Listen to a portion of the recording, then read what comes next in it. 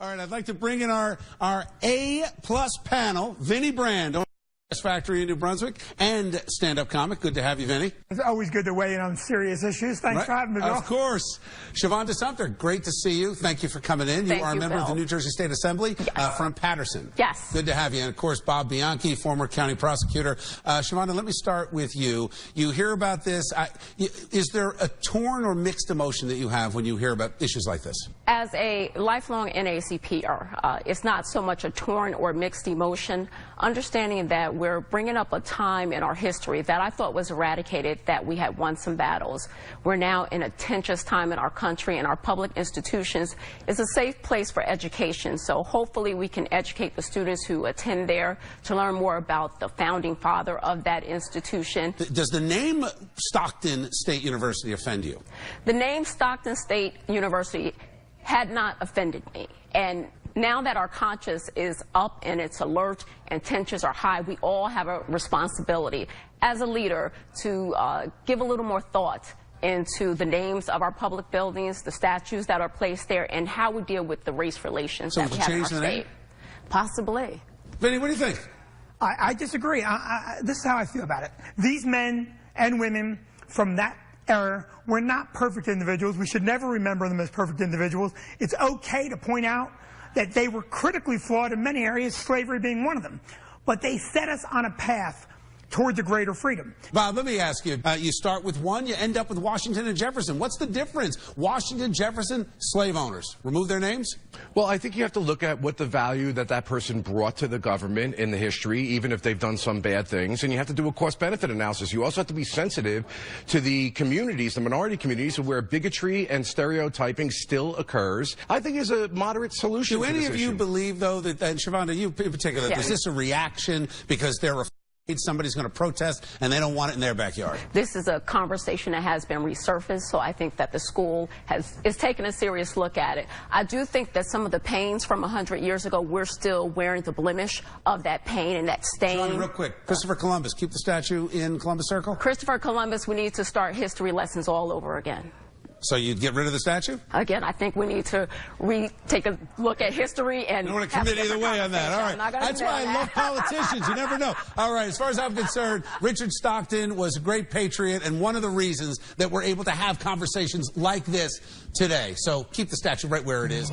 Chasing News, I'm your host, Bill Spadea. As I mentioned before, we've got a story about the Meadowlands. You and I know this project to build a mall at the Meadowlands has been going on since 2002. Finally, now they're saying we're going to have something that creates jobs and revenue. According to the politicians, all good. We'll see. Brian Donahue's got the full story.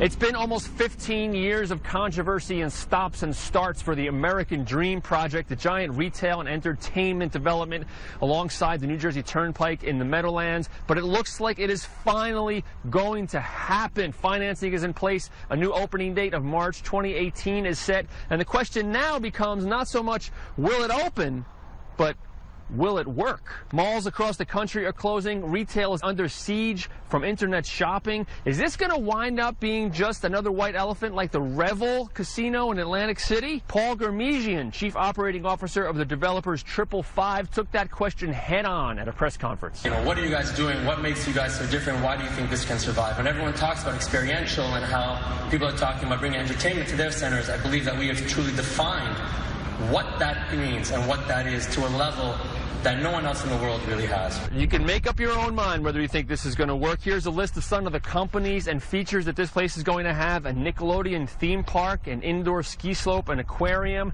a 4D theater. So it's not just shopping. They're confident that this emphasis on experiences will keep it from becoming just another closed down mall. Reporting for Chasing News, I'm Brian Donahue. All right, thank you, Brian. I want to back our panel, guys. Thanks for sticking with me. Bob Bianchi, always good to see you. Siobhan Sumter, great to see you. Thanks for being here. And Vinny Brand. So Meadowlands Mall project, they have been promising this thing. We're going on almost 2 decades with this. Siobhan, you're a politician in New Jersey. Does this make you excited for the jobs? Or you think that we are chasing this right down the rabbit hole? We've been waiting since 2003. We sort of started and stopped, so we're excited, hopefully, that this one will be the one that will work. And it's a family entertainment venue, so hopefully it'll be the right mix and complement to survive when malls are closing, as you mentioned. Yeah, Vinny, what do you think? I mean, we're building a mall. It is. Malls are closing across the country. Not just a mall, the ugliest mall in the entire planet. It is a hideous building. It's going to fail. It will never succeed. And I do know they did sign both Kmart, Bradley's, and Sears as tenants. So hopefully it's all going to come together. So that's working great. Bob, what do you think?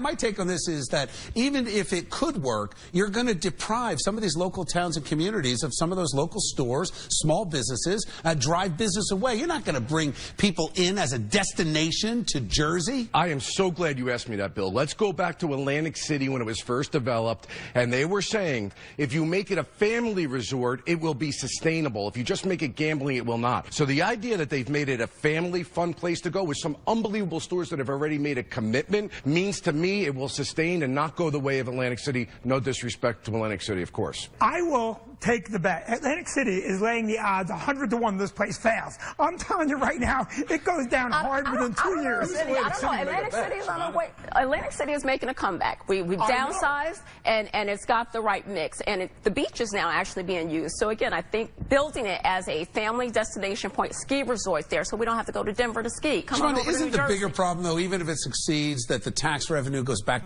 on holders? This, to me, is another case of the 1% sticking it to the 99%. I do think that some of those revenues are dedicated to go to the Rutherford, Lyndhurst area that's surrounding the Meadowlands that have been waiting for this revitalization. Also, the traffic. We need to do something with our roads. We've been focused on that, so that way you can get in and out of that corridor. You need to double the capacity on the turnpike in that area. What's going to happen with this Giants game, Jets game? This could be a nightmare. All right, guys, I got to leave it there. I got to move on.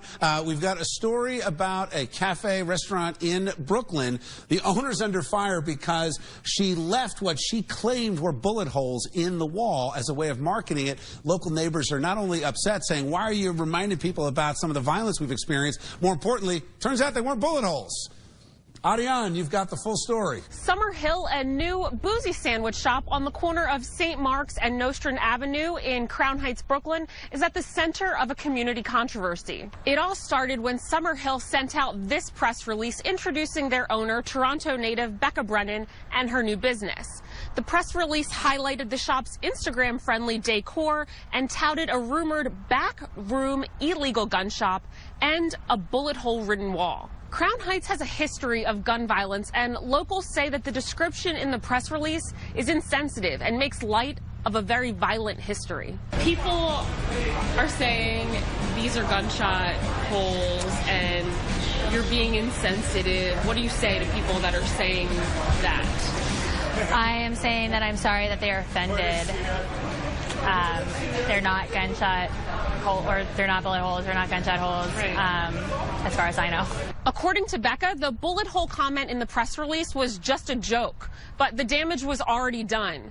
Yesterday marked the 200th day in the community without gun violence, and last night, Crown Heights came together to voice their concerns about the wall to Becca in hopes that she would understand their pain and take down the wall. I would just pray to God that you would rectify it, and this way, and make everybody happy, and you can be happy. The meeting ended with both sides frustrated and the issue unresolved. Community leaders are coming together to figure out the next steps. I'm Ariane Daytil reporting for Chasing News. Thanks, Ariane. All right, guys, what do you think? I mean, I think people are just so sensitive today. Who cares? Even if they were bullet holes, not bullet holes. Vinny, what do you think? You own a restaurant, a club. Would you market this way? I don't know. I would market that way, but I know Little Italy marketed that way for years. They had the place where Joey Gagaboots got shot, and everybody went there to see Joey Gagaboots' dried blood. Let the marketplace decide. If the bullet holes drive business away, she'll learn her lesson. Let the marketplace decide what happens with this place. If that's her taking it, that's her right to do that. I don't know that I'd do it that way. But Shimano, what do you think? I mean, you're in Patterson. Patterson has experienced horrific violence over the past couple of decades. You know, what do you think? Bill, that's not the piece that we want to showcase for our city. We don't want to showcase the violence.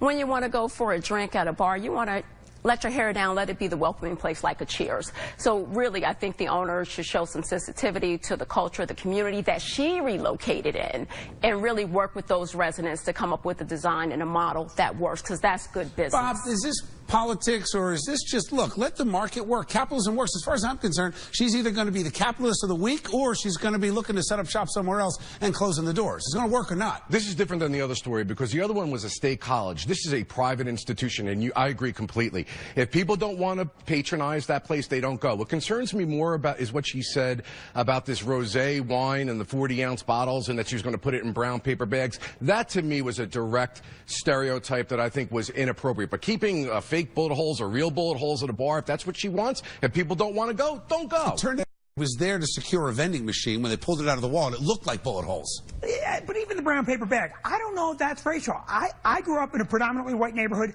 and that's what they did when they went to drink on the street. They put it in a bag and they drank. White, black, Spanish. Then he still drinks his rosé out of the paper bag. Nothing's changed. Oh, I've seen it at Giants games. That's what you do. The brown paper bag is racial. That's how you drink it legally. That's what that's all about. Is that bag of Gooch guy do that? Yeah, Shavonda? There has to be a sensitivity. There has to be a consciousness. There has to be an accountability. Enough already. And I say the accountability is don't patronize her. Let her suffer the consequences of financial devastation. Well, maybe she's got a great selection of beer, wine, and food, and it's going to be a spectacular success. I'll say this much about that. I don't know about her marketing, but I would have never heard about the place unless she did this, and now I know all about it. She may actually be the capitalist of the week. All right, guys, I got to leave it there. Vinny, Shavonda, Bob, thank you very much. Always good to see you guys. Okay.